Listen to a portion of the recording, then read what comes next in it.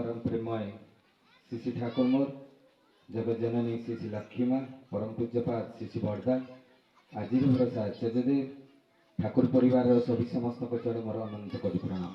उपस्थित मोर प्रिय पूज्य परिचालक महोदय सप्रति ऋतिक देवता मंडली कर्मी मंडली गुरुभ्राता मातृमंडली छोट छोट पिला माने समस्त को मोर आंतरिक राय एवं जय गुरु जा हो। आज हरमठरे उत्सव पाल ये जो मैंने सहयोग कर ग्रामवासी पंचमहाजीवनिष्ठभूत हो से शांति सुस्ति निरामय जीवन यापन करूँ दीर्घायु हूँ शतायु हूँ निरोगी हूँ या ही परम पिता निकट में प्रार्थना। गोटे कथा मन बेड़े से दिन ठाकुर देवघरे बसी था बसी समय हठात गोटे घूर्णिझड़ आसे एप्रिल मसरे आम समस्ते जाचु जे खंडिया भूत आसे जे एभलिया पवन आसे से खंडिया भूत बुली बुली जाए तो देवघरे ठाकुर बसता बहुत गुरु भाई बसता जिते खंडिया भूत आसे से पवन से समय कौन है कि गुरु भाई मैंने सब उठिकिना अलग आड़े को दौड़ी दौड़ा भितर देखा गोटे गुरु भाई आखिरे गोटे कुटा छोट कुटा खंड गोटे पड़ जाते छोट कुटा खंड पड़ जाए दृश्य ठाकुर देखुं पूरा बसिकिना देखुं तो जिते कुटा खंडा आखिरे पड़ जाए हठात से लोकटा कौन कर आखिटा को पूरा दड़ी आखिटा पूरा नाल हो जाए कि कुटा खंड बाहर कर पारि ना। ठाकुर बसी बसी गुरु भाई मान को कहते देख ये आखि दुनिया सारा देखे किंतु ता आखिरे जो कुटा खंडा पशिची सी से देखी पारु नहीं। पाखरे जने गुरु भाई थे रुमाल गुटे आनिले आनिकिना से गुरु भाई से कुटा खंडटा को धीरे किना बाहर करदेले एवं कहले जा तू पानी रे आखिटा धोईकिना आसबु एवं ठाकुर पाखे बसबु।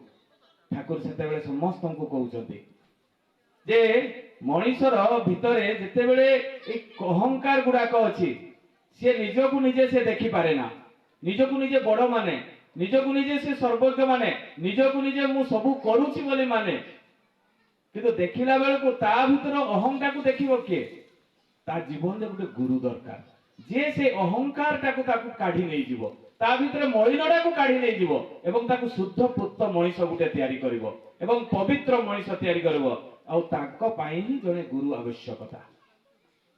तेणु गुरु केमिति हेबा दरकार तांकर चरित्र केमिति हेबा दरकार एइटे भी तो जानिबा दरकार मो गुरुंकर चरित्र केमिति।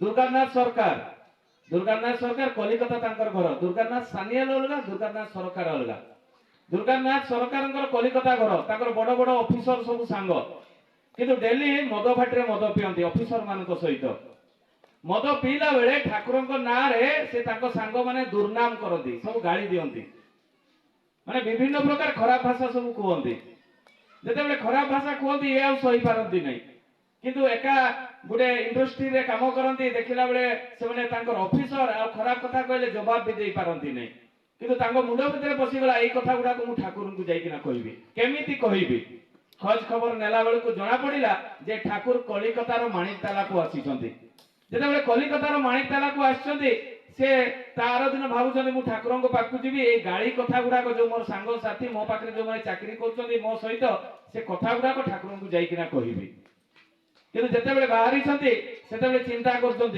खराब कथा गुड़ाक मु ठाकुर को कहबी केमिति मद पीदे खराब कथा गुड़ाक सब बाहरी जीव गले मद भाटी को भीषण मद पीले कहले एना जी ठाकुर को गाड़ी कथा गुड़ाक सब कहबी आ भल कथा हेले से ना मु कहि पारती किंतु मद न पीले खराब कथा गुड़ाक बाहरी बोली मद पीले गले ठाकुर को दर्शन करने देखुं चारिपटे बहुत गुरु भाई घेरिकिना रही पशि पारु ना जिते पशि पारु ना ये तो मधुआ लोक सीधा ठेली पेलिकिना पशि गले जमी ठाकुर सामने आसी प्रणाम करुँच ठाकुर बांति कर पकेले आउ किसी कहीपारे ठाकुर बांति कर पकेले जिते ठाकुर बांति कर पकेले से गुरु भाई माने जो पाखापाखि थे से पंजाबी टाक टाणी आनी पिटिबा खोजुंट जिते खोजते ठाकुर जाए थाम ए तो ना कौन रे बोले ठाकुर मो ना दुर्गानाथ तू जो मो देह उपर बांति गुड़ाक पड़गला केते सुंदर बासना होची जानिछु ना किंतु सब गुरु भाई खाली नाक छुटी एते बासना होची सब गुरु भाई नाक छुटी किंतु ठाकुर स्वयं विश्व ब्रह्मांडर मालिक गुटे मधुआ लोक केमिति व्यवहार करछन्ती शिखंतु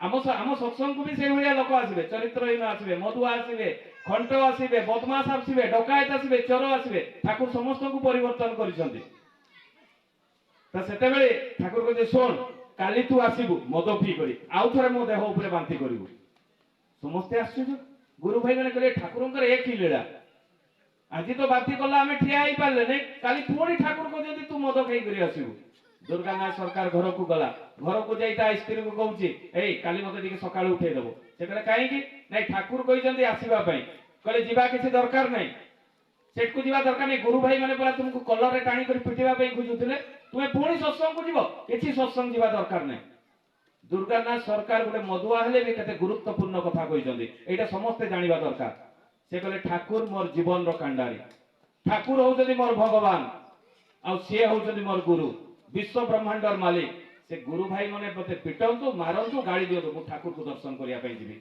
आज जदि गुरु भाई टिके मन माली न होई जाय आमे सत्संग जीवा छाड़ी दो तार एतर ग्रुप गुटे तयारी कर दो तार दिन आमे आ इष्टभूति भी छाड़ी दो किंतु दुर्गानाथ सरकार गोटे मदुआ है केते गुरुत्वपूर्ण कथाटा कहते शिखिबा दरकार समस्ते ए जिनसटा जे आमे कोउट कहा पई आसु उत्सव कहा पई आसु सत्संग कहा पई जाऊ आमे मंदिर को ठाकुरंग पई कोनोसी व्यक्तिगत मनीष पई नुहे आमे व्यक्तिगत कोनोसी मनीष को फॉलो करबा नै परम पुरुष पुरुषोत्तम विश्व ब्रह्मांडर मालिक तांको फॉलो करबा तार दिन होईची दुर्गानाथ सरकार गले एवं दुर्गानाथ सरकार जते बेले जाई से माणिक ताला जोठी ठाकुर थिले जते बेले पहुंची छथि देखुछथि केही भी लोक नाहंती जो घरे थिले से कबाटा को ठक ठक करूछथि सेठी जणे मां बाहरिले मां बाहरी केना कहउछथि जे आपण बोधे काली आस्तिले ना कहले हां मु काली आस्तिली आ तमे ठाकुरन को ऊपर बांती करथिलो ना कहले हां बांती करथिलो गेटा एडु पळा तू टिके लाज लागुनी मु पूरा ठाकुरन कर धोती पंजाबी सफा करूची केते बासना होची मु बांती कर पकोची तुम टिके लाज नै आजी तुमे आसीछ सेते बेले दुर्गानाथ सरकार कहउछथि जे मां मु तुमको देखा करिया पे आसीनी ठाकुर मते डाकिथिले मु तांको दर्शन करिया पे आसी ठाकुर गले कुआडे कहले से एना देवघर पळै गलेनी बोधे एना हावड़ा स्टेशन रे थिबे माने भक्त भगवान केमिति लीला व्याकुलता भक्तर व्याकुलता ठाकुर को दर्शन करी दौड़ी दुर्गानाथ दौड़ी दौड़ी पहुंची पारिब नहीं टैक्सी धरी हावड़ा स्टेशन जिते पहुंची सारा पागल भाया खोजुंट ठाकुर कहीं ठाकुर तो अंतर्जामी विश्व ब्रह्मांडर मालिक ट्रेन रु हाथ बढ़े ए दुर्गानाथ एखाने आस दौड़ीकिना जाइए दुर्गानाथ सरकार दौड़ी दौड़ी जो जाइए ट्रेन छाड़ी देछि ट्रेन जिते छाड़ी ठाकुर हाथ बढ़े दुर्गानाथ को ट्रेन ऊपर को उठे नहीं पाखरे बसई बापल धनर कर देवघर नहीं जाइए देवघर पहुंचला कहते तू ये रही आदि आंद बजार खाइबू आंद बजार खिया आरंभ होती मद खिया छाड़ीगला ये मद खिया छाड़ीगला किसी दिन पर ठाकुर सप्रति ऋतिक पांझा देते यही हूँ परम पुरुष विश्व ब्रह्मांडर मालिक श्री ठाकुर सत्संग कौन सी अलग संस्था नुहे सनातन धर्म को जड़े जब ठीक ठीक पालन करे सी हूँ सत्संगी जदि पूरा टोटल जदि नियम नीति निष्ठा ठाकुर मना करना कौन सी नियम नीति को से लिखिदे पूर्व पूर्व गुरु मान प्रति सदा संपन्न हो एवं तुम मूर्त एवं जीवंत गुरु बा भगवान प्रति आसक्त अटैच हो एवं से स्वीकार कर जो मैंने भल पाती पूर्व पूर्व गुरु मान को मना कले कि ठाकुर प्रथम ही लिखिदे जे तुम्हें जहाँ को आगु मानि चलीछ पालन कर किंतु नारी नीति रे सावधान करदे कहीं केमिति करिले कौन लाभ अच्छे आगे जानी नियो जदि तुम्हें भूल पालन करुछ ताले ताकु बंद करो आ जदि सठिक पालन करुछ तार विधान टाकु तुम्हें निज जीवन चरित्र रे शिखि नियो तापरे से भगवान को पूजा करो आमे बहुत देवादेवी घरे रखीछे किंतु तार स्तुति जणा नाही मंत्र जणा नाही भोग लगेबा पद्धति जणा नाही समस्त को गुटे जगह भोग देउछे जोडी गणेश भी खाती सेठी शिव भी खाती सेठी दुर्गा भी खाती हमर एई भलिया पूजा एगुडा होछि वास्तु दोष एई भलिया जे पूजा पसा करे जार विधान जणा नाही तांको घरे अनिष्ट ही अनिष्ट हुए सेइति पई तो गुरु को मु धरिछि जे ठाकुर को ठीक भाव में केमिति मो घरे मु समस्त देवादेवी को पूजा करी तार विधान शिखिबी तापरे जाई करी पूजा करी तो तेणु सत्संग कौन सी अलग संस्था नुहे जो राधा नाम टी आम जप कर दादा मैंने जो दीक्षा समय दिखती से अनिरुद्ध आचार्य भी जप करती प्रेमानंद महाराज भी से राधा नाम जप करती ठाकुर कौन अलग देले ठाकुर तो बहुत वर्ष पूर्व 138 वर्ष पूर्व जन्म ग्रहण करते राधा सहित दुईटा अक्षर देते ये आम समस्त जो मैंने दीक्षा नहीं जानी तेणु सत्संग अलग संस्था है कौटी आम कहार नाम जप करूँ सकाल संध्या जय राधे राधे कृष्ण कृष्ण गोविंद गोविंद बोले कहार नाम जप कले कृष्णंकर गोविंदंकर राधांकर सत्संग अलग संस्था सकाଳେ ବି ଜପ କରୁଛି ସନ୍ଧ୍ୟା ବେଳେ ବି ଏଇ ଯୋଉ ଗୁରୁ ବନ୍ଦନା ଗୁଡାକ ଋଗ୍ବେଦ ଯଜୁର୍ବେଦରୁ ଆସିଛି ସେଇଠି ଲେଖା ହେଇଛି କଣ ଆପଣ ଯୋଉମାନେ ଦୀକ୍ଷା ନେଇନାହାନ୍ତି ବୋଧେ ଜଗନ୍ନାଥଙ୍କ ନାଁ ପ୍ରତ୍ୟେକ ଦିନ ନେଉନଥିବେ କିନ୍ତୁ ଜଣେ ଗୁରୁ ଭାଇ ପ୍ରତ୍ୟେକ ଦିନ ଜଗନ୍ନାଥଙ୍କ ନାଁ ନିଏ କେତେବେଳେ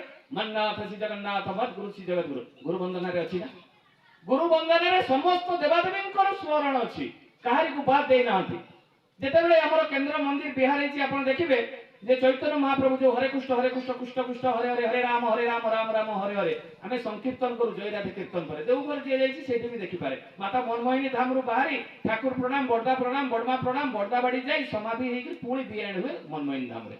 ତାହେଲେ ସତ୍ସଙ୍ଗ ଅଲଗା ସଂସ୍ଥା ହେଲା କୋଉଠି? ଠାକୁର ବ୍ରାହ୍ମଣ ଘରେ ଜନ୍ମ ହେଇଥିଲେ।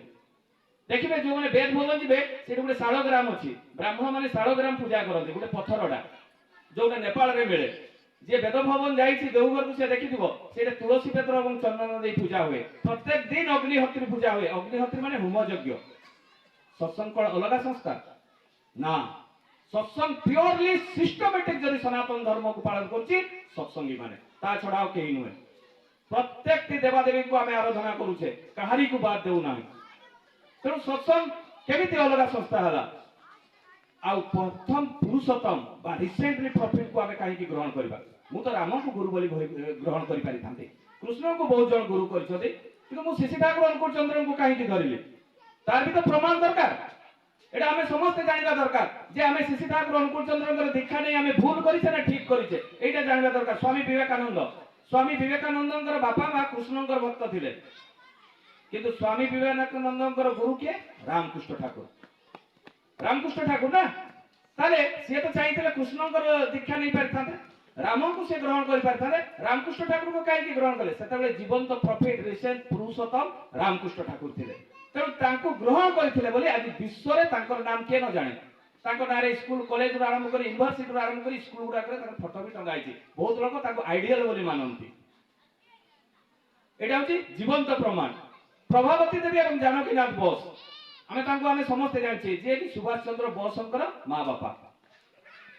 ତାଙ୍କର ମା ବାପା ପ୍ରଭାବତୀ ଦେବୀ ଏବଂ ଜାନକୀନାଥ ବୋଷଙ୍କର ମା ବାପା କୃଷ୍ଣଙ୍କର ଭକ୍ତ ଥିଲେ। କୃଷ୍ଣଙ୍କୁ ସେମାନେ ଗୁରୁ ବୋଲି ମାନିଥିଲେ। କିନ୍ତୁ ପ୍ରଭାବତୀ ଦେବୀ ଏବଂ ଜାନକୀନାଥ ବୋଷ ପରମ ପୁରୁଷ ବିଶ୍ୱ ବ୍ରହ୍ମାଣ୍ଡର ମାଲିକ ସ୍ୱୟଂ ଶିଶି ଠାକୁର ଅନୁକୂଳ ଚନ୍ଦ୍ରଙ୍କର ମନ୍ତ୍ର ଶିଷ୍ୟ।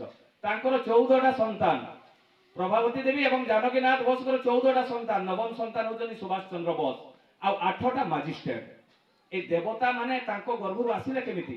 ପୁରୁଷୋତ୍ତମ ରିସେଣ୍ଟଲି ପୁରୁଷୋତ୍ତମକୁ ଗ୍ରହଣ କରିଥିଲେ ବୋଲି ଏବଂ ତାଙ୍କର ଚଳଣିରେ ଚାଲିଥିଲେ ବୋଲିକିନା। ତେଣୁ ତ ତାଙ୍କ ଘରେ 8 ଜଣ ମାଜିଷ୍ଟ୍ରେଟ।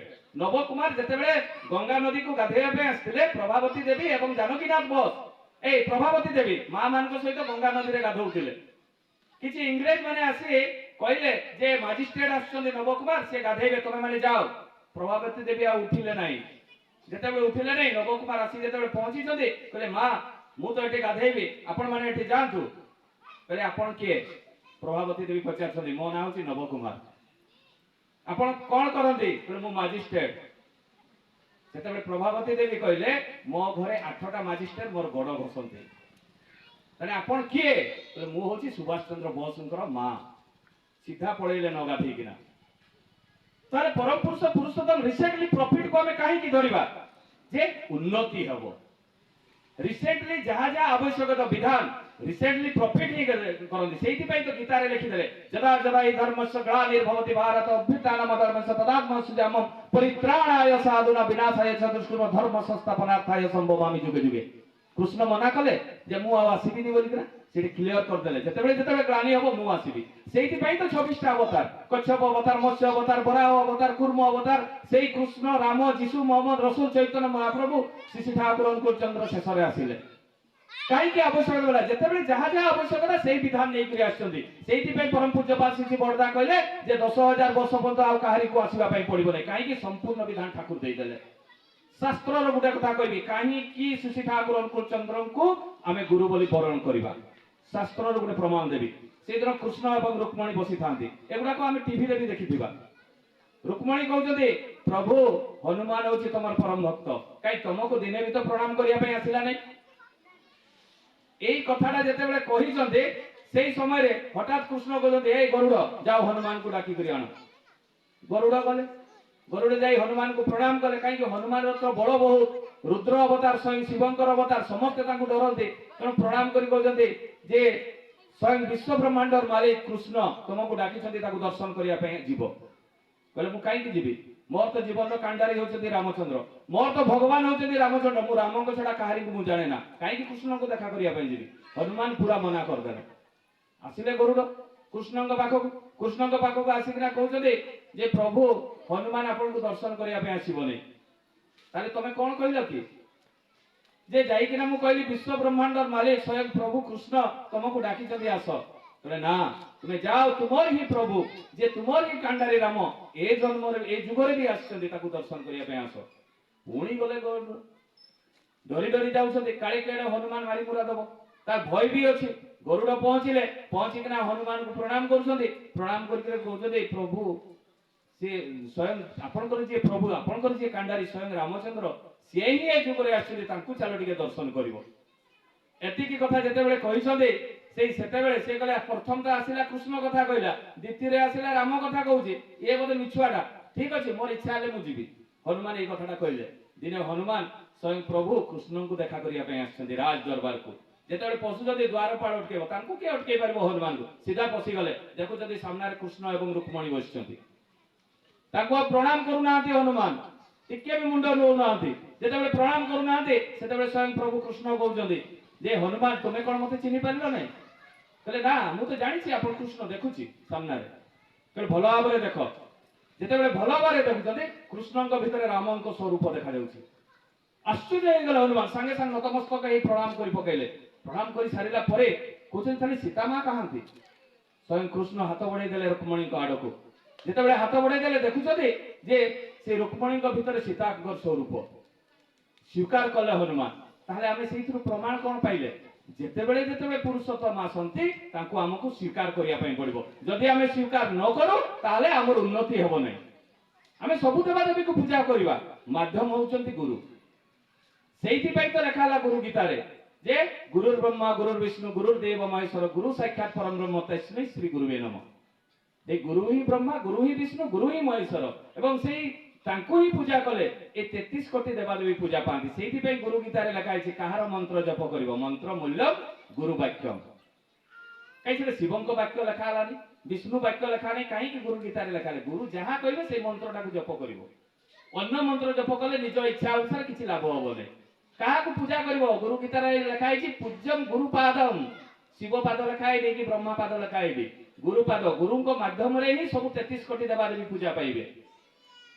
ଏବଂ ଲେଖା ହେଇଛି ଯେ କାହାକୁ ଧ୍ୟାନ କରିବ, ଧ୍ୟାନ ମୂଲ୍ୟମ୍ ଗୁରୁ ମୂର୍ତ୍ତି। ଗୁରୁ ଗୀତାରେ ଲେଖା ହେଇଛି, ଗୀତାରେ ଲେଖା ହେଇଛି ଏଗୁଡାକ। ଧ୍ୟାନ ମୂଲ୍ୟମ୍ ଗୁରୁ ମୂର୍ତ୍ତି, ଗୁରୁଙ୍କ ମୂର୍ତ୍ତି କଥା କୁହାଯାଇଛି। ଆମେ କାହାର ମୂର୍ତ୍ତି ଜପ କରୁ? ସେଇଥିପାଇଁ ତ ଠାକୁର ଦେଲେ ଚକ୍ରଫଟ, ତା ଭିତରେ କାହାର ମୂର୍ତ୍ତି ଅଛି? ଆମ ଗୁରୁଙ୍କର। ଠାକୁର ଏପଟୁ ସେପଟୁ କିଛି ଦେଇନାହାନ୍ତି, ଶାସ୍ତ୍ର ମତରେ ସବୁ ଦେଇଛନ୍ତି। ମୋକ୍ଷ ଜଣେ କେମିତି ପାଇବ? ମୋକ୍ଷ ମୂଲ୍ୟମ୍ ଗୁରୁ କୃପା, ଗୁରୁ ଗୀତାରେ ଲେଖା ହେଇଛି। ଗୁରୁଙ୍କର ଯଦି କୃପା ହୁଏ, ତାହେଲେ ଆମେ ମୋକ୍ଷ ପାଇବା।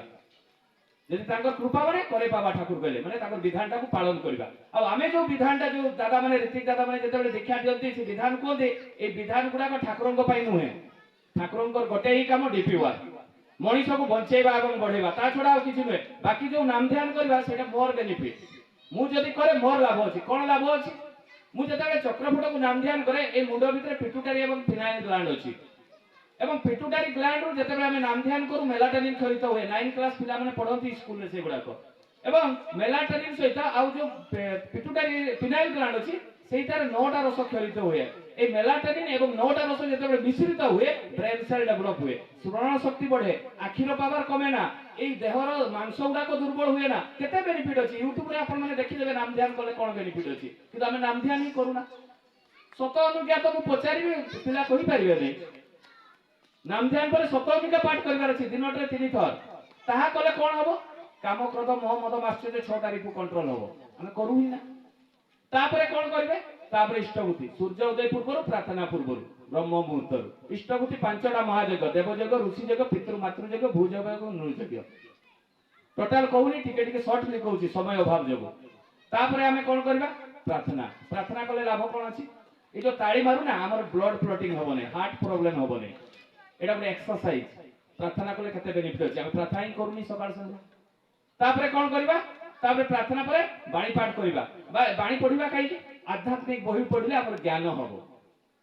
যাহা ବି পড়িবা, ইষ্ট প্রসঙ্গ, নানা প্রসঙ্গ, কথা প্রসঙ্গ, সত্যনুসরণ, নারী নীতি, যাহা পাখে যাহা বই ଅଛି পড়ি পারନ୍ତି। বাণী পাঠ পরে গুরু গুরুজনଙ୍କୁ প্রণাম করিবা, কাହିଁକି? ତାଙ୍କ ପ୍ରତି ଆମର ଶ୍ରଦ୍ଧାଟା କେବେ ବି କମିବ ନାହିଁ। ଯଦି ଆମେ ଗୁରୁଜନଙ୍କୁ ଡେଲି ପ୍ରଣାମ କରୁଛେ, ତାଙ୍କ ପ୍ରତି ପ୍ରେମ ରହିବ, ଝଗଡା ହବନି। ବାପ ପୁଅର, ମା ପୁଅର ଝଗଡା ହିଁ ହବନି। ଆଉ ତାପରେ କଣ କରିବା? ତାପରେ ଆମେ ପ୍ରଣାମ କରି ସାରିଲା ପରେ ଥାଲକୁଡି ପତ୍ର ଏବଂ ଶେଷରେ ସବାସନ। ଏତିକି ପ୍ରତ୍ୟେକ ଦିନ ଜଣେ କରେ ତାହେଲେ ସେ ସୁସ୍ଥ ରହିବ, ନିରୋଗ ରହିବ ଆଉ ଦୀର୍ଘାୟୁ ହବ, ଜୀବନରେ ରୋଗ ହବ ନାହିଁ। ଆମେ ସେଟା କରୁ ହିଁ ନାହିଁ। ଆମେ କଣ କରୁ, ରୋଗ ହେଲେ ମେଡିସିନ ଖାଉ, କିନ୍ତୁ ଠାକୁରଙ୍କ କଥା ଆମେ ମାନିବା ନାହିଁ। ଆମେ ଭାବୁ ବୋଧେ ଏଗୁଡ଼ା ଠାକୁରଙ୍କର କାମ, ସେଇଥିପାଇଁ ଆମେ କରୁନା। ଆଉ ନାମଟା ଅନବରତ ଜପ କରିବା ଦରକାର, ନାମର ମହତ୍ତ୍ୱ ଜାଣିବା ଦରକାର ସମସ୍ତେ। ଆମେ ନାମଟା କାହିଁକି ଜପ କରିବା, ଠାକୁର ନାମଟା କାହିଁକି ଦେଇଛନ୍ତି? ଯେତେବେଳେ କଳି ପ୍ରବେଶ କଲା ତାଙ୍କୁ ପ୍ରଶ୍ନ କରାଯାଇଥିଲା ଯେ ଏଇ ମଣିଷ ତୋର ଦାଉରୁ ରକ୍ଷା କେମିତି ପାଇବ? କଳି ନିଜେ କହିଥିଲା, ଏଇ କଳି ଯୁଗ ନିଜେ କହିଥିଲା ଯୋଉମାନେ ନାମ କରିବେ ଅଜପା ନାମ ସେଇମାନେ ହିଁ ବଞ୍ଚିବେ, ତା ଛଡା ଆଉ କେହି ନୁହେଁ। ଆମେ କିନ୍ତୁ ଚାଲିବା ବୁଲିବା ଖାଇବା ପିଇବା କେତେବେଳେ ବି ନାମ କରୁନା। ଠାକୁର ସେଇଠି କହିଥିଲେ ଅଜପା ନାମ, ସବୁବେଳେ ନାମର ମହତ୍ତ୍ୱ ଜାଣିବା। ଆଜି ଯଦି ଆମର ଟିକେ ଦେହ ଖରାପ ହେଲା, ଚାଲ ଆଚାର୍ଯ୍ୟ ପାଖରୁ ଆଶୀର୍ବାଦ ଆଣିବା, ଆମ ରୋଗଟା ଠିକ ହେଇଯିବ। ଆଚାର୍ଯ୍ୟ ବୋଧେ ଠାକୁର ଆଶୀର୍ବାଦ କରିଦିଅନ୍ତି ଯେ ତୁମ ରୋଗଟା ଠିକ ହେଇଯିବ, କରନ୍ତି କି? ନା, ଡାକ୍ତର ପାଖକୁ ପଠାନ୍ତି। ତ ଏଇ ରୋଗଟା ହେଲା ମୋର କାହିଁକି? ମୁଁ ଠାକୁରଙ୍କର ବିଧାନ ପାଳନ କରେ ନା ବୋଲି ତ ମୋ ରୋଗ ହଉଛି। କାହାର ଗୋଟେ କିଡନୀ ଖରାପ ହେଲା, କାହାର କ୍ୟାନ୍ସର ହେଲା, କାହାର କି ପ୍ରୋବ୍ଲେମ ହେଲା, ସିଧା ଦୌଡ଼ିଲେ ଆଚାର୍ଯ୍ୟ ପାଖକୁ। এই নামর মহত্ব আমি বুঝি না।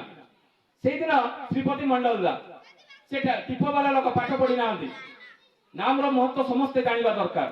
এই নামটা আমি যে পাইছি এটা সাধারণ নাম নুহে। তেণু এই শ্রীপতি মন্ডল যে পাঠ পড়ি না টিপবালা লোক, সে ঠাকুরঙ্কর দীক্ষা নেইଛନ୍ତି 3 ବର୍ଷ ହେଲା, কিন্তু ତାଙ୍କର ବଂଶର କୁଳର ଭାଇମାନେ କେହି ବି ଦୀକ୍ଷା ନେଇ ନାହାନ୍ତି। ତାଙ୍କର କୁଳ ଗୁରୁ ଅଛନ୍ତି, ତାଙ୍କୁ ପୂଜା କରନ୍ତି। ବର୍ଷରେ 3 ଥର 4 ଥର ଆସନ୍ତି ତାଙ୍କର କୁଳ ଗୁରୁ ତାଙ୍କ ଘରକୁ ଏବଂ ତାଙ୍କର ପାଦ ଧୋଇ ଦିଅନ୍ତି, ପାଦର ପାଣି ପିଅନ୍ତି ଏବଂ ଚୁଡ଼ା ଚାଉଳ ଟଙ୍କା ପଇସା ଦେଇ ତାଙ୍କ ଗୁରୁକୁ କୁଳ ଗୁରୁକୁ ବିଦାୟ କରନ୍ତି। ଆଉ ଶ୍ରୀପତି ମଣ୍ଡଳ ଦା ପ୍ରତ୍ୟେକ ମାସ ସତ୍ସଙ୍ଗ କରି ଚାଲନ୍ତି। ତାଙ୍କର ଭାଇମାନେ ଦିନେ ଡିସାଇଡ୍ କଲେ, କହିଲେ ଇଏ ଆମର ବଂଶର କଳଙ୍କ, ୟାକୁ ଆମେ ଘରୁ ବାହାର କରିଦେବା। ଯଦି ୟାକୁ ବାହାର ନ କରିବା ତାହେଲେ ଆମର ଯୋଉ କୁଳ ଗୁରୁ ଆସୁଛନ୍ତି ସିଏ ଅପମାନ ହେବେ। ଦିନେ ସବୁ ଭାଇମାନେ ତା ସହିତ ଝଗଡ଼ା ଲାଗିଲେ ଏବଂ ଝଗଡ଼ା ଲାଗିଲା ପରେ କହିଲେ ତୁ ଏ ଘରୁ ବାହାରି ଯା, ତୁ ଆମର ବଂଶର କଳଙ୍କ, ଆମର ବଂଶ ପାଇଁ ତୁ ଗୋଟେ ବେକାର ଲୋକଟା। ତାକୁ ଭୀଷଣ ଗାଳି ଦେଲେ ଏବଂ ବାହାର କରିଦେଲେ। ବାହାର କଲା ପରେ ସେ କହୁଛି ଭାଇ ମୁଁ ଯିବି କୁଆଡେ? ବୋଲେ ତୋ ପାଇଁ ଗୋଟେ ଘର ବନେଇଦେବୁ, ତୁ ଗାଁ ବାହାରେ ବନେଇବୁ, କିନ୍ତୁ ଏଇ ରାସ୍ତା ଦେଇକି ଜୀବନରେ ଯିବୁନି, ଯଦି ଯାଇଛୁ ତୋର ଗୋଡ଼ ହାତ ଭାଙ୍ଗି ଦିଆଯିବ। ଶ୍ରୀପତି ମଣ୍ଡଳ ଦା ଗାଁ ବାହାରେ ଘର ବନେଇଲେ, ରହିଲେ, ସତ୍ସଙ୍ଗ କଲେ, କିନ୍ତୁ ଦିନକର ଘଟଣା କଣ ହେଇଛି, ତାଙ୍କର ଆବଶ୍ୟକତା ପଡ଼ିଲା ଗାଁକୁ ଯିବା ପାଇଁ। ସେଇ ରାସ୍ତାରେ ଯେତେବେଳେ ଯାଉଛନ୍ତି ସେଇଦିନ ତାଙ୍କର କୁଳ ଗୁରୁ ଆସିଛନ୍ତି। ତାଙ୍କ ବଡ଼ ଭାଇ ଯେତେବେଳେ ଦେଖିଦେଲେ ଶ୍ରୀପତି ଏଇ ରାସ୍ତାରେ ଆସୁଛି, ସିଧା ତ କଲରେ ଧରି ପକେଇଲେ। ଆଉ କହିଲେ ଜୀବନରେ ତ ତୋ ଗୁରୁ ତୋ ଘରକୁ ଆସିନାହାନ୍ତି, ତୁ ତ 3 ବର୍ଷ ହେଲାଣି ଦୀକ୍ଷା ନେଲୁ, ତୁ ତ ପ୍ରତ୍ୟେକ ମାସ ସତ୍ସଙ୍ଗ କରୁଛୁ, ଆମ ଗୁରୁ ଦେଖ ବର୍ଷରେ 4 ଥର ଆସିଛନ୍ତି ଏବଂ ତାଙ୍କର ଚୁଡ଼ା ଚାଉଳ ଟଙ୍କା ପଇସା ଦେଇ ଆମେ ବିଦାୟ କରୁ, ତାଙ୍କର ପାଦ ଧୋଇ ଦଉ। ତୁ ଗୋଟେ ସେଟା ପାପିଟା ଦୀକ୍ଷା ନେଇକି ତ ତୋ ଗୁରୁ ଘରକୁ ଦିନେ ବି ଆସିଲେ ନାହିଁ, ଆଉ ତୁ ଆଜି ଏଠିକୁ ଡିଷ୍ଟର୍ବ କରିବା ପାଇଁ ଆସିଛୁ। ପିଟିବା ପାଇଁ ଯେତେବେଳେ ଖୋଜୁଛନ୍ତି ସେତେବେଳେ ସେ ଦୌଡ଼ିକିନା ପଳେଇଛନ୍ତି ଏବଂ ଚିନ୍ତା କରୁଛନ୍ତି ଏଇଟା ତ ଭାଇ ଯୋଉ କଥାଟା କହିଲା ସତ କଥା, ମୁଁ ତ 3 ବର୍ଷ ହେଲାଣି ଦୀକ୍ଷା ନେଲିଣି, କାହିଁ ମୋ ଘରକୁ ତ ଗୁରୁ ଦିନେ ବି ଆସିଲେନି, କିନ୍ତୁ ତାଙ୍କ ଗୁରୁ ତ ବର୍ଷରେ 3 ଥର 4 ଥର ଆସୁଛନ୍ତି। ଯାଇ ଠାକୁର ପାଖକୁ ପଚାରିବି ଏଇ କଥାଟା। ଗଲେ ପାବନା ହିମାୟତପୁର, ଯେତେବେଳେ ପହଞ୍ଚିଛନ୍ତି ଭିଡ଼ରେ ନିବେଦନ କରିପାରୁନାହାନ୍ତି, ଗୋଟେ ଗଛ ମୂଳରେ ବସିଛନ୍ତି। କେଷ୍ଟଦା ଠାକୁର ତ ଅନ୍ତର୍ଯାମୀ, ବିଶ୍ୱ ବ୍ରହ୍ମାଣ୍ଡର ମାଲିକ, କେଷ୍ଟଦା ପଟେ ଏଇ ଦେଖ ନା ସେ କିଏ ଗୋଟେ କାନ୍ଦୁଛି ସେଇଠି ଗଛ ମୂଳରେ। ଯେତେବେଳେ ଗଲେ ଯାଇକିନା କେଷ୍ଟଦାକୁ ଏଇ କଣ ହେଲା? କହିଲା ଟିକେ ଠାକୁରଙ୍କ ପାଖରେ ନିବେଦନ ଥିଲା, ମୁଁ ତ ନିବେଦନ କରିପାରୁନି। କହିଲା ହଉ ଠିକ ଅଛି ଆସ, ଠାକୁର ଡାକୁଛନ୍ତି। ଆଶ୍ଚର୍ଯ୍ୟ ହେଇଗଲେ ଶ୍ରୀପତି ମଣ୍ଡଳ ଦା। ଠାକୁରଙ୍କ ପାଖରେ ଯେତେବେଳେ ଆଣ୍ଠୁ ମାଡ଼ିଛନ୍ତି ସେତେବେଳେ କହୁଛନ୍ତି ଶ୍ରୀପତି ମଣ୍ଡଳ ଦା ଯେ ଠାକୁର ମୁଁ ତ ପ୍ରତ୍ୟେକ ମାସ ମୁଁ ସତ୍ସଙ୍ଗ କରେ, କିନ୍ତୁ ଆପଣ କାହିଁ ଦିନେ ବି ତ ମୋ ଘରକୁ ଗଲେନି। କିନ୍ତୁ ଆମର କୁଳଗୁରୁ ଯିଏ ଆମର ବଂଶକୁ ମାନେ କୁଳଗୁରୁ, ସିଏ ପ୍ରତ୍ୟେକ ବର୍ଷରେ 4 ଥର ଆସନ୍ତି ଆଉ ତାଙ୍କର ଚୁଡ଼ା ଚାଉଳ ଟଙ୍କା ପଇସା ଦିଅନ୍ତି, ତାର ପାଦ ଧୋଇ ଦିଅନ୍ତି। କାହିଁ ଠାକୁର ଆପଣ ତ ଦିନେ ବି ଆମ ଘରକୁ ଗଲେନି, ମୁଁ ପ୍ରତ୍ୟେକ ମାସ ସତ୍ସଙ୍ଗ କରୁଛି। ଠାକୁର ଚଟ କରି କହି ପକେଇଲେ, କହିଲେ ଏଇ ଶୁକ୍ରବାର ସତ୍ସଙ୍ଗ କରିଥିଲୁ, ତୁ ବାତାସା ଭୋଗ ଦେଇଥିଲୁ, ଖଜୁରୀ ଭୋଗ ଦେଇଥିଲୁ ଏବଂ ମିଠା ଦେଇଥିଲୁ, ମୁଁ ଖାଇଛି। ଶ୍ରୀପତି ମଣ୍ଡଳ ଆଶ୍ଚର୍ଯ୍ୟ ହେଇଗଲେ, କହିଲେ ଠାକୁର ଆପଣ ଏଇ କଥାଟା କେମିତି ଜାଣିଲେ? କହିଲେ ତୁ ପରା ମତେ କହୁ ପରମ ବ୍ରହ୍ମ, ଆଉ ସେ ପଇଡ଼ଟା ଦେଇଥିଲୁ ଯୋଉ ପଇଡ଼ଟା ତୁ କାଟି ନଥିଲୁ, ମୁଁ ପିଇନି ପରା ଏଇଥର ପଇଡ଼ଟା। ତୁ ଯେତେବେଳେ ସତ୍ସଙ୍ଗ କରିବୁ ପଇଡ଼ଟାକୁ କାଟିଦେବୁ ଏବଂ ପ୍ଲେଟଟା ଢଙ୍କେଇ ଦେବୁ ଆଉ ରଖିଦେବୁ, ମୁଁ ଖାଲି ପାଣିଟା ପିଇବି। ତାହେଲେ ତୋ ଘରକୁ ବର୍ଷରେ ଥରେ ଯିବି ନା ପ୍ରତ୍ୟେକ ମାସ ଆସିବି ରେ? ଶ୍ରୀପତି ମଣ୍ଡଳ ତା ଭଅ ଭଅ ହେଇକରି କାନ୍ଦୁଛନ୍ତି, ଠାକୁର ମୋ ଘରକୁ ଆପଣ ପ୍ରତ୍ୟେକ ମାସ ଆସନ୍ତୁ। ମାନେ ସେ ଅନୁତାପ କରିସାରିଲେଣି, କାହିଁକି ଠାକୁରଙ୍କୁ ପ୍ରଶ୍ନ କରିଥିଲେ ଯେ ମୋ ଆମର କୁଳଗୁରୁ ବର୍ଷରେ 4 ଥର ଆସନ୍ତି, କିନ୍ତୁ ଆପଣ ମୋ ଘରକୁ ଥରେ ବି ଆସନ୍ତି ନାହିଁ, କିନ୍ତୁ ତାର ପ୍ରମାଣ ଠାକୁର ଦଉଛନ୍ତି ଯେ ମୁଁ ତୋ ଘରକୁ ପ୍ରତ୍ୟେକ ମାସ ଆସେ। ପୁଣି ଠାକୁର ପ୍ରଶ୍ନ କରୁଛନ୍ତି ଏଇ ତୁ ଇଷ୍ଟଭୂତି ଦଉ? କହିଲେ ହଁ ଠାକୁର ମୁଁ ଇଷ୍ଟଭୂତି ଦିଏ। ଯେ କେତେବେଳେ ଦଉ ରେ ଇଷ୍ଟଭୂତି? କହିଲେ ଠାକୁର ମୁଁ ବ୍ରହ୍ମ ମୁହୂର୍ତ୍ତରେ ଦିଏ ଇଷ୍ଟଭୂତି। ଯେ ତୁ ଯେତେବେଳେ ଇଷ୍ଟଭୂତି ଦଉ ନା, ମୁଁ ତୋ ଘରକୁ ପ୍ରତ୍ୟେକ ଦିନ ଯାଏ, ତୋ ହାତରୁ ଭୋଗ ଗ୍ରହଣ କରେ, ମୁଁ ତୋତେ ପ୍ରାଣ ଭରି କରି ଦେଖେ, ଆଉ ତୋ ଛୁଆ ପିଲା ସ୍ତ୍ରୀକୁ ଦେଖେ, ତାପରେ ଆସେ। ତାହେଲେ ତୋ ଘରକୁ ପ୍ରତ୍ୟେକ ଦିନ ଯିବି ନା ବର୍ଷରେ ଥରେ ଯିବି ରେ? ଶ୍ରୀପତି ମଣ୍ଡଳଟା ଭ ଭ ହେଇକରି କହିଛି, ଠାକୁର ମୋ ଘରକୁ ଆପଣ ପ୍ରତ୍ୟେକ ଦିନ ଆସନ୍ତୁ। ଆମେ ଇଷ୍ଟପତି ପଇସା ବୋଲି ଭାବୁ, ବହୁତ ଲୋକ ପଇସା ବୋଲି ଭାବନ୍ତି। ଇଷ୍ଟପତି କୌଣସି ପଇସା ନୁହେଁ। ଦେଖିବେ ଇଷ୍ଟପତି ମନ୍ତ୍ରରେ ଲେଖା ହେଇଛି, ତୁମରି ଭୋଗର ଲାଗି। ଭୋଗ ମାନେ ଆମେ ପେଡା ବି ଭୋଗ ଦେଇପାରିବା, ସେଉଫଳ ବି ଭୋଗ ଦେଇପାରିବା। ଠାକୁର ପାଉଁଶ ଭୋଗ ବି ଗ୍ରହଣ କରିଛନ୍ତି, ବାଲି ବି ଗ୍ରହଣ କରିଛନ୍ତି, ମାଟି ବି ଠାକୁର ଗ୍ରହଣ କରିଛନ୍ତି। ଯିଏ ଯାହା ଶ୍ରଦ୍ଧାରେ ଦେଇଛି ଗ୍ରହଣ କରିଛନ୍ତି, କିନ୍ତୁ ଆମେ ତାକୁ ଦେଉଘର ପଠେଇ ପାରିବା କି? ଆମେ ହିସାବ ଯଦି କରିବା, ଡେଲି ଯଦି ଗୋଟେ ସେଉ ଫଳ ଆମେ ଭୋଗ ଦଉ, 30 ଦିନରେ 30ଟା ସେଉ ଫଳ, କେତେ କେଜି ହବ? 3 କେଜି। 3 କେଜି ସେଉ ଫଳର ଦାମ କେତେ? 300-400 ଟଙ୍କା ଦାମ। ତାହେଲେ ଆମର ଇଷ୍ଟପତି କେତେ? 30 ଟଙ୍କା। ତାହେଲେ ଆମେ ସେତିକି ବି ଭୋଗ ଆମେ ଲଗେଇ ପାରତେ ନାହିଁ ଠାକୁରଙ୍କୁ। ଗୋଟେ ସେଉ ଫଳର ମୂଲ୍ୟ ବି ଆମେ ଲଗେଇ ପାରତେ ନାହିଁ। ତାହେଲେ ଆପଣ ଚିନ୍ତା କରନ୍ତୁ ଠାକୁରଙ୍କୁ ଆମେ କେତେ ଭଲ ପାଉଛେ। ତ ଯାହା ବି ହଉ, ତାପରେ ଠାକୁର ପ୍ରଶ୍ନ କରୁଛନ୍ତି, ଏଇ ଶ୍ରୀପତି ତୁ ଏଇ ଯୋଉ ନାମଟା କରୁ ତ? ଠାକୁର ହଁ ନାମଟା କରେ। କେତେବେଳେ କରୁ ରେ? ଭୁଲି ଯାଇ ଠାକୁର କେତେବେଳେ କେତେବେଳେ, ଆଉ ସକାଳେ ତ 5 ମିନିଟ ନାମଟା ସିଓର କରେ, କିନ୍ତୁ ଆଉ ଅଧିକ କରିପାରେ ନାହିଁ। ନାଇଁ ନାଇଁ, ଚଲା ଫେରା ଜବ ତୁ କରୁ କି ନାହିଁ?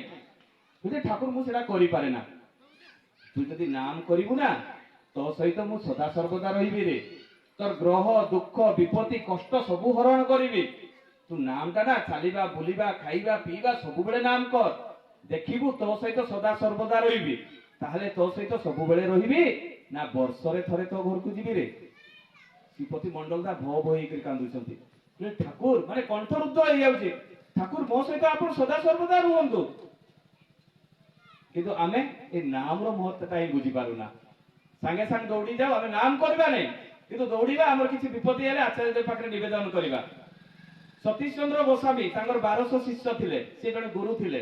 ଠାକୁରଙ୍କର ଦୀକ୍ଷା ନେଲା ପରେ ସେ 1200 ଶିଷ୍ୟ ତ ଠାକୁରଙ୍କର ହେଇଗଲେ, କିନ୍ତୁ ସତୀଶ ଚନ୍ଦ୍ର ଗୋସ୍ୱାମୀ ବି ଠାକୁରଙ୍କର ଜଣେ ଜ୍ୟୋତି ହେଲେ। ଏବଂ ସେଇ ଭିତରୁ ଏତେ ସାଧନା ସିଦ୍ଧ ସେ ଜଣେ ମଣିଷ, ତା ମାନେ ମିଳିବା ମୁସ୍କିଲ ସେଇଭଳିଆ। ତାଙ୍କର ନାତିର ଦେହ ଖରାପ, ନାମର ମହତ୍ତ୍ୱ କହୁଛି, ଆପଣ ବୁଝିବା ଦରକାର ଏଇ ନାମର ମହତ୍ତ୍ୱ। ଆମେ ନାମଟା ହିଁ କରୁନା, ସେଇଥିପାଇଁ ତ ଆମର ପ୍ରତ୍ୟେକ ଷ୍ଟେପରେ ବିପଦ। ତେଣୁ ନାମର ମହତ୍ତ୍ୱ ସମସ୍ତେ ଜାଣିବା ଦରକାର। ସେଇଦିନ ଯାଇଛନ୍ତି ସତୀଶ ଚନ୍ଦ୍ର ଗୋସ୍ୱାମୀ ତାଙ୍କ ଝିଅ ଘରକୁ, ଦେଖୁଛନ୍ତି ତାଙ୍କ ନାତିର ଦେହ ଖରାପ। ତାଙ୍କ ଝିଅକୁ ଯଦି, ବାପା 12 ଦିନ ହେଲାଣି ମୋ ପୁଅ ଏଇଭଳିଆ ଖଟରେ ପଡିଛି, ପାଣି ଠୋପେ ଠୋପେ ପିଉଛି, କେତେବେଳେ କଣ ହବ କିଛି ଠିକଣା ନାହିଁ। ସାଙ୍ଗେ ସାଙ୍ଗେ ସତୀଶ ଚନ୍ଦ୍ର ଗୋସ୍ୱାମୀ ରାଗି ପକେଇଲେ, କହିଲେ ଯେ ତୁ ଏଇଭଳିଆ କଥା କାହିଁକି କହୁଛୁ? ତୁ ନାମ କରୁନୁ ତୋ ପୁଅକୁ ଧରିକରି? କହିଲେ ବାପା ମୁଁ ତ ତାଙ୍କୁ ଧରିକରି ମୋ ପୁଅକୁ ନାମ କରୁଛି, କିନ୍ତୁ କାହିଁ କିଛି ବି ତ ଉନ୍ନତି ହଉନି ମୋ ପୁଅର।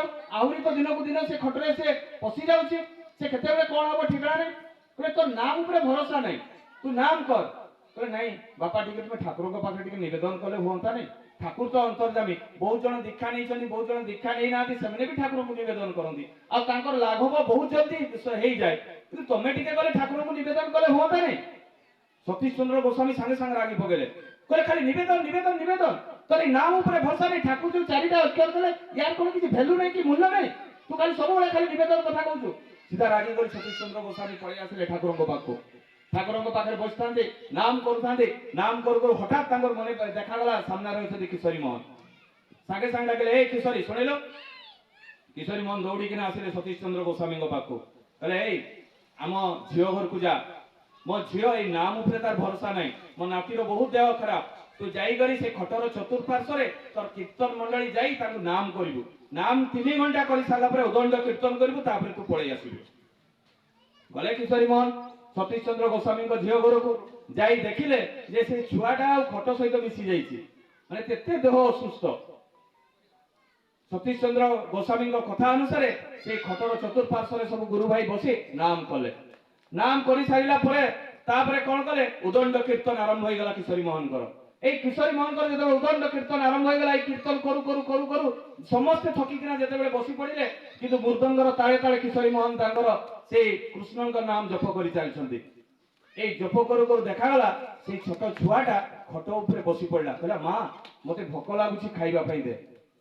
ସମସ୍ତେ ଆଶ୍ଚର୍ଯ୍ୟ, ଯେତେ ବି ଅଛନ୍ତି ସମସ୍ତେ ଆଶ୍ଚର୍ଯ୍ୟ, କହିଲେ ଏଇଟା କେମିତି ସମ୍ଭବ ହେଲା? ସେ ନିଜ ଝିଅ ବିଶ୍ୱାସ କରିପାରୁନାହାନ୍ତି ତାଙ୍କ ପୁଅ ମତେ ଖାଇବା ପାଇଁ ମାଗୁଛି। ସାଙ୍ଗେ ସାଙ୍ଗେ ତାଙ୍କ ପୁଅକୁ ଆଙ୍କୁରେଇକିନା ଧରୁଛନ୍ତି, କାନ୍ଦୁଛନ୍ତି, କହିଲେ ମୁଁ ମୋ ବାପାଙ୍କ କଥା ମୁଁ ବିଶ୍ୱାସ କଲି ନାହିଁ। ଏଇ ନାମର ମହତ୍ତ୍ୱଟା ଆମେ ସେଇଭଳିଆ ବିଶ୍ୱାସ କରୁନା। ପୂର୍ବ ଜନ୍ମର କର୍ମଫଳ ଆମେ କି ଅଛି ଜାଣିନା। ନାମଟା ଅନବରତ କରି ଚାଲନ୍ତୁ। এই কর্মময় জীবন ভিতরে এই পূর্ব পূর্ব জন্মর কর্মফল খণ্ডন হয়ে ଆଉ এই খণ্ডন হেলা ভিতরে ହେଇପାରେ এই জীবনে আমি যাহা ইচ্ছা করছে তাহা পাইবা ন ବି ହେଇପାରେ এই জন্মরে আমি কিছু ন পাইবা কিন্তু আর জন্মরে আমি তাଙ୍କର সান্নিধ্য লাভ পাইবা তেଣୁ ପ୍ରଭୁଙ୍କୁ କେତେବେଳେ ବି ଛାଡ଼ିକିନା ଯିବା ପାଇଁ କେବେ ବି ଚେଷ୍ଟା କରିବେ ନାହିଁ ଯାହା ବି ହଉ ସମୟ ବୋଧେ ହେଇଯାଇଛି ତ ଯାହା ବି ହଉ ବହୁତ ଗୁରୁ ଭାଇ ଅଛନ୍ତି ଯେ ଦୀକ୍ଷା ନିଅନ୍ତି ଦୀକ୍ଷା ନେଲା ପରେ ସେମାନେ ଛାଡ଼ି ଦିଅନ୍ତି ବହୁତ ଗୁରୁ ଭାଇ ସେମାନେ ଦୀକ୍ଷା ନେଲା ପରେ ଛାଡ଼ି ଦିଅନ୍ତି ଏବଂ ଛାଡ଼ିଦେଲା ପରେ ସେମାନେ ଭାବନ୍ତି ଯେ ଆମେ ସୁଖ ଶାନ୍ତି ଆନନ୍ଦରେ ରହିବା ଏଇଟା ଗୋଟେ କଣ ଗୋଟେ ସଂସ୍ଥା ଭାବନ୍ତି ଠାକୁର କାହାରିକୁ ବାଦ ଦେଇନାହାନ୍ତି ଠାକୁରଙ୍କୁ ଧରି ସାରିଲା ପରେ ଏମିତି କୌଣସି ଜଣେ ବ୍ୟକ୍ତି ନାହିଁ ଯଦି ତାର ବିଧାନଟାକୁ ଠିକ ଠିକ ପାଳନ କରିଛି ତା ଜୀବନରେ ଉନ୍ନତି ହିଁ ହେଇଛି ଅବନତି କେବେ ହେଇନି ସେଇଭଳିଆ ଦୁଇ ଜଣ ଭିକାରୀ ଅଛି ଯାଉଥିଲେ এই ଯିବା ସମୟରେ ଜଣେ ସହପ୍ରତି ଋତିକ ଦାଦା ଜାଜନରେ କହି ପକେଇଲେ କହିଲେ ଯିଏ ଶ୍ରୀ ଠାକୁର ଅନୁକୂଳ ଚନ୍ଦ୍ରଙ୍କର ଦୀକ୍ଷା ନେବ ତାର ଦୁଃଖ ଦୂର ହେଇଯିବ ସୁଖ ଶାନ୍ତି ଆନନ୍ଦରେ ରହିବ ଏତିକି କଥା ଯେତେବେଳେ ସେଇ ଦି ଜଣ ଭିକାରୀ ଶୁଣି ପକେଇଲେ ସ୍ୱାମୀ ସ୍ତ୍ରୀ ସେତେବେଳେ କହୁଛେ ସେ ଗୋଟେ କଣ କିଏ ଗୋଟେ କି କହିଦେଲା ଯେ ଠାକୁର ଅନୁକୂଳ ଚନ୍ଦ୍ରଙ୍କର ଦୀକ୍ଷା ନେଲେ ଦୁଃଖ ଦୂର ହେଇଯିବ ସୁଖ ଶାନ୍ତିରେ ରହିବ ତାହେଲେ ଆମେ ବି ଦୀକ୍ଷା ନେଲେ ହବନି କି କହିଲେ ସତ୍ସଙ୍ଗ ସରୁ ଏଠି ବସିବା ସତ୍ସଙ୍ଗ ସରିଲା ଆନନ୍ଦ ବଜାର ଖିଆ ସରିଲା এই কথাটা কিଏ କହିଛନ୍ତି ସେମାନେ ତ ଜାଣିନାହାନ୍ତି କିଏ ରୀତିକ କିଏ ଅଧର୍ଯ୍ୟ କିଏ ଯାଜ କିଏ ଗୁରୁ ଭାଇ ଏତ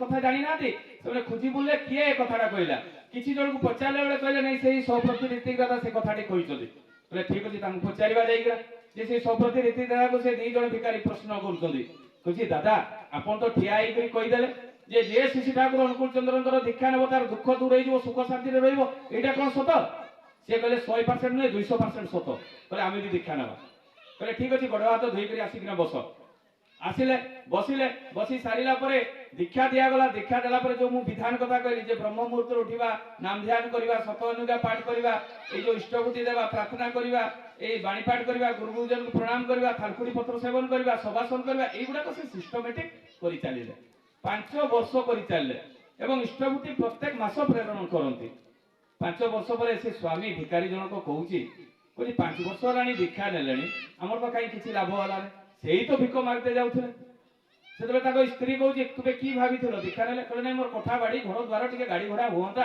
ସେଇଟା ମୁଁ ଭାବିଥିଲି କାହିଁକି ରୀତିକ ଦାଦା ତ ଠିଆ ହେଇକରି କହିଥିଲେ ଯେ ଯିଏ ଠାକୁର ଅନୁକୂଳ ଚନ୍ଦ୍ରଙ୍କର ଦୀକ୍ଷା ନେବ ତାର ଦୁଃଖ ଦୂର ହେଇଯିବ ସୁଖ ଶାନ୍ତି ହେବ ଏଇ କଥାଟା କହିଥିଲେ ପୁଣି ପଚାରିଲା ବେଳକୁ 200% ଗ୍ୟାରେଣ୍ଟି କଥା ବି କହିଥିଲେ କାହିଁ କିଛି ତ ଲାଭ ହେଲାନି ନାଇଁ ନାଇଁ ଇଷ୍ଟଭୂତି ବନ୍ଦ ଏଗୁଡାକ ସବୁ ଠାକୁର ପାଖକୁ ଯିବା ଠାକୁରଙ୍କୁ ଯେତେ ବି ଇଷ୍ଟଭୂତି ଅଛି 5 ବର୍ଷର ସବୁ ମାଗି କରି ଆଣିବା ଏ ଦୁଇ ଜଣ ଯାକ ଏଇଟା ଡିସାଇଡ କଲେ ତାର ଦିନ ବାହାରିଲେ ପାବନା ହିମାୟତପୁର ଦୁଇ ଜଣ ଯାକ ବାହାରିଲେ ଏଇ ବାହାରିଲା ଭିତରେ ଯାଉ ଯାଉ ସିଏ ତ ବିଶ୍ୱ ବ୍ରହ୍ମାଣ୍ଡର ମାଲିକ ସବୁ ଜାଣନ୍ତି ସେ ପରମ ପୂଜ୍ୟପାଦ ଶିଶୁ ବଡଦା କହିଲେ ସେତେବେଳେ ତ କମ୍ପ୍ୟୁଟର କିଛି ନଥିଲା ତେଣୁ ପରମ ପୂଜ୍ୟପାଦ ଶିଶୁ ବଡଦାଙ୍କୁ କହିଲେ ଯେ ଏଇ 5 ବର୍ଷର ଇଷ୍ଟଭୂତି ଏଇ ଦୁଇ ଜଣକାର ତୁମେ ଆଣିକରି ମତେ ଦିଅ ସବୁ ହିସାବ କିତାବ କରି ପରମ ପୂଜ୍ୟପାଦ ବଡଦା ଗୋଟେ କୋନାରେ ବାନ୍ଧି ଆଣିକିନା ଠାକୁରଙ୍କ ପାଖରେ ରଖିଦେଲେ ତାର ଦିନ ହେଇଛି ଏ ଦୁଇ ଜଣ ଯାକ ପହଞ୍ଚିଛନ୍ତି ପହଞ୍ଚି ସାରିଲା ପରେ ସେ ଯେତେବେଳେ ପ୍ରଣାମ କରୁଛନ୍ତି ଠାକୁର ସାଙ୍ଗେ ସାଙ୍ଗେ ସବୁ ପଇସା ଗୁଡାକ ଯୋଉ ଗଣ୍ଠିଲିରେ ବନ୍ଧା ହେଇଥିଲା ଧରାଇ ଦଉଛନ୍ତି ଏ ଦୁଇ ଜଣ ଯାକ ଆସୁଛନ୍ତି କହିଲେ ଆମେ ତ କିଛି ମାଗି ନାହିଁ ଖାଲି ପ୍ରଣାମ କରତେ କରତେ ଆମର ପଇସା ଗୁଡାକ ଦେଇଦେଲେ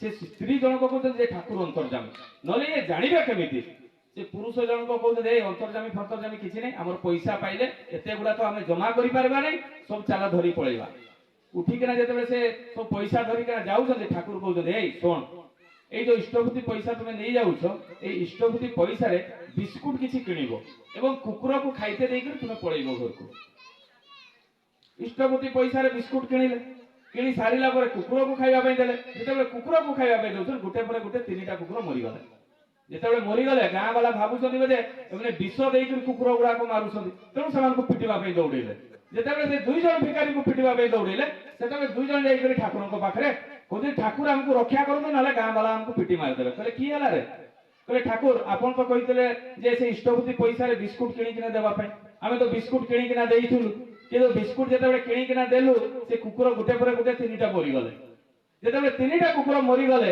ସେଇ ସମୟରେ এই ଗାଁ ବାଲା ଦେଖି ପାଇଲେ ଆମକୁ ପିଟିବା ପାଇଁ ଦୌଡେଇଛନ୍ତି କହିଲେ ହଉ ଠିକ ଅଛି କେହି ପିଟିବା ପାଇଁ ଆସିବେନି ତୁମେ ମୋ ପାଖରେ ବସ ବସିଲେ ବସି ସାରିଲା ପରେ ଠାକୁରଙ୍କୁ ପ୍ରଶ୍ନ କରୁଛନ୍ତି ସେଇ ଦି ଜଣ ଭିକାରୀ ଯେ ଠାକୁର এই କୁକୁର ଗୁଡାକ ମଲେ କାହିଁକି এই କୁକୁର ଗୁଡାକ ମଲେ କାହିଁକି ଯେତେବେଳେ ଏତିକି ପ୍ରଶ୍ନ କରିଦେଇଛନ୍ତି ସେତେବେଳେ ଯେ ଠାକୁର ଶୁଣ ତୁମେ ଯୋଉ ଇଷ୍ଟଭୂତି ପ୍ରତ୍ୟେକ ଦିନ ଦିଅ এই ইষ্টভূতি মাধ্যমে ପୂର୍ବ ଜନ୍ମର କର୍ମଫଳ ରିଷ୍ଟ ସବୁ ଖଣ୍ଡନ ହୁଏ ଏବଂ ଏଇ ରିଷ୍ଟଟା ତୁମେ ପରମ ପିତାଙ୍କୁ ପ୍ରତ୍ୟେକ ମାସ ଆଣିକିନା ଏଠି ଦିଅ, ଯୋଉଠି ଆଶ୍ରମରେ ତୁମେ ଦିଅ।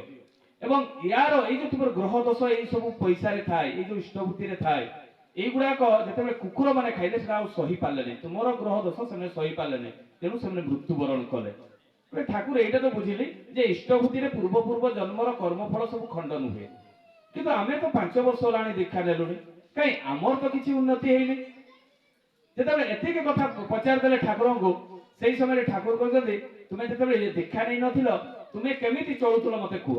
কইলে ঠাকুর আমার না স্বামী স্ত্রী ভিতরে ডেলি ঝগড়া হউতলা, কোউ দিন আমি ভিক মাগিকিনা আসু খাইবা পাই পাউনি, ভোকরে শুই যাও এবং আমার রোগ বহুত হুয়ে, কুଣ୍ଡିଆ ରୋଗ ବହୁତ ହୁଏ। তো এনা কোন হউনি দীক্ষা নেলা পরে হউনি? কইলে নাই আমার দীক্ষা নেলা পরে কিছু হউনি। কাহিকি হউনি? যেতেবেলে সপ্রতি ঋতিক দাদা আমাকে দীক্ষা দেলে, সেই ঋতিক দাদা দীক্ষা দেবা সময়ে সে কইলে যেতেবেলে তুমি ভিক মাগি করি আসিব এই ড্রেস সব সফা করিব, গাধেইব, তারপরে ঘরকু যাব, মানে সদাচার বিষয়ে বুঝাই ଦେଇଥିଲେ ଆମକୁ। তেণু আমার রোগ হউনি। তাহলে তোমার এই যে স্বামী স্ত্রী ভিতরে ঝগড়া হউতলা, মুন্ড ফটাফুটি হই যাউতলা, এটা হউনি? বলে নাই, মো স্ত্রী প্রত্যেক দিন মতে প্রণাম করে এই প্রার্থনা করি সারিলা পরে, তো মু তাকে কেমিটি পিটিবি? মতে সে বহুত ভক্তি ভাবে মতে দেখে, আর পিটিবা পাই মতে ইচ্ছা হুয়ে নাই। তেণু আম ঘরে আর কেবে বি ঝগড়া হুয়ে না। তাহলে তোমার খাইবা কথা কহ। যেতবে খাইবা কথা কହୁଛନ୍ତି, ঠাকুর আগুরু তো আমাকে খাইবা পাই দিনে দিনে মিলু নথিলা, কিন্তু 3 মাসর খাদ্য মো ঘরে সংগ্রহ হইকি রইছি। ঠাকুর কହୁଛନ୍ତି এতে জিনিস তোমার মঙ্গল হয়েছি, তোমার এতে উন্নতি হয়ে যাইছি, তারপরে বি তুমি কହୁଛ তোমার কিছু হেই নাই? বলে নাই ঠাকুর, মু ভাবিଥିଲି না দীক্ষা নেলে মোর গাড়ি ঘোড়া গ্রহ মানে সবু ঘর দ্বার সবু হয়ে যাব, ছুয়া পিলা সবু হব, কিন্তু কাই সেগুড়া তো হলা নাই। ঠাকুর কହୁଛନ୍ତି তোমার পূর্ব জন্মর কর্মফল যেতে পর্যন্ত খণ্ডন হেই নাই, সেতে পর্যন্ত তুমি ভাবিଥିବା কথা গুড়াক, ইচ্ছা করিଥିବା কথা গুড়াক তুমি তাঙ্গ সফল হব নাই। তেণু আমার পূর্বজন্মর তো কর্মফল আমি জানি না, তেণু যেতে পর্যন্ত আমার খণ্ডন হব নাই, আমি ইচ্ছা করিଥିବା জিনিস গুড়া পাইবা নাই, কিন্তু সাধনাটা অনবরত হওয়া দরকার। সেইথিপাই তো যে কৃষ্ণঙ্কর গোটে কথা কইবি মোর মনে পড়িগলা, জনে কৃষ্ণঙ্কর পরম ভক্ত জনে ଥିଲେ, এতে ভক্ত মানে কৃষ্ণ ছাড়া সে কিছু জানতি নাই, কিন্তু সে অন্ধ হয়ে গলে। যেতবে অন্ধ হয়ে গলে সেতবে তাঙ্ক পুଅକୁ সে কুহନ୍ତି যে মতে টিকে ঝাড়া নেই যা, পরিস্রা নেই যা, খাইবা পাই টিকে দে। এই যেতবে প্রত্যেক দিন এই কথা কুহନ୍ତି, করু করু তাঙ্ক পুଅ দিনে বিরক্ত হয়ে গলা। যেতবে হেলে বি মতে ডাকুଛନ୍ତି, যেতবে হেলে বি খাইবা মাগুଛନ୍ତି, যেতবে হেলে বি পানি গ্লাস মাগুଛନ୍ତି, মু ଆଉ କରି ପାରିବିନି। তাঙ্ক পুଅ বিরক্ত হয়ে গলা, ଆଉ তার দিনରୁ সে সেবা ହିଁ কলানি। সেই খটরে ঝাড়া হুয়ে, পরিস্রা হুয়ে, 2 দিন পরে দিনে পরে এইগুলা তাকে সফা সুতরা করନ୍ତି, কেতবে ইচ্ছা হলে খাইবা পাই দিয়ନ୍ତି। সেতবে সে বৃদ্ধ লোক, অন্ধ বৃদ্ধ লোক সে বহুত কান্দু থাকে, প্রভু মু তো তোমার নাম জপটা মু কেতবে বি ছাড়িনি, মু তো তোমাকে সবুবেলে হি তুমি জপ করুথাই, কিন্তু মতে কাইকি এতে কষ্ট দেল? যে মানে খারাপ কর্ম করନ୍ତି তাঙ্কু তো কাই তুমি কষ্ট দউন, কিন্তু মু তো তোমার পরম ভক্ত, তুমি মতে কাইকি কষ্ট দেল? মতে টিকে নেই গলে হুঁতেনি, মু টিকে মরি যাআନ୍ତି কি। তার দিন দেখা যাইছে তা পুଅ বহুত সুন্দর ভাবে সেবা করুছি। এই সেবা করু করু সে বৃদ্ধ অন্ধ বৃদ্ধ লোক দিনে চিন্তা কলা, কইলা এই সেবা করুছি কিଏ? এ মো পুଅ হেই নথিব, মো পুଅ তো মতে গাড়ি দেউଥିଲା, মো পুଅ তো মতে দিনে পরে সফা করুଥିଲା, যেতেবে ইচ্ছা হউଥିଲା খাইবা পাই দউଥିଲା, এই পরিবর্তন কেমিতি হেলা? ইয়ে মো পুଅ হেই নথিব। হঠাৎ দিনে তাকে হাত ধরি পকেইলা, কইলা তমে কিଏ? তুমি মো পুଅ নুহে, তুমি পরিচয় ন দেলা পর্যন্ত মু তোমার হাত ছাড়িবি নাই। ये तो अंध लोक किसी देखी पारु ना, हाथटा धरिकिना रखते छाड़ू ना। सेतेबेले स्वयं नारायण ताकर स्वरूप देखैथिले से अंध लोक को। जेतेबेले अंध लोक को स्वरूप देखेले सेतेबेले से आश्चर्य गले, प्रभु तमे मोर सेवा करूछ, तुमे मते नहीं जाउन काई, तुमे मते मारी दउछ काई, तुमे मोर एई सब माने लेट्रिन नहीं जाउछ, खाइबा पाई दउछ, मोर काई की सेवा करूछ? सेतेबेले स्वयं प्रभु कहउचंदी जे तू होउछ मोर परम भक्त, मु केमिति देखिबी तोर कष्ट। সেতবে সে ভক্ত জনক কହୁଛନ୍ତି, প্রভু যদি আপন কষ্ট দেখি পারু নাহাନ୍ତି তো মোর কর্মফল গুড়া তো আপন খণ্ডন করি পারিবে? কলে না, কর্মফল মু খণ্ডন করি পারিবি না।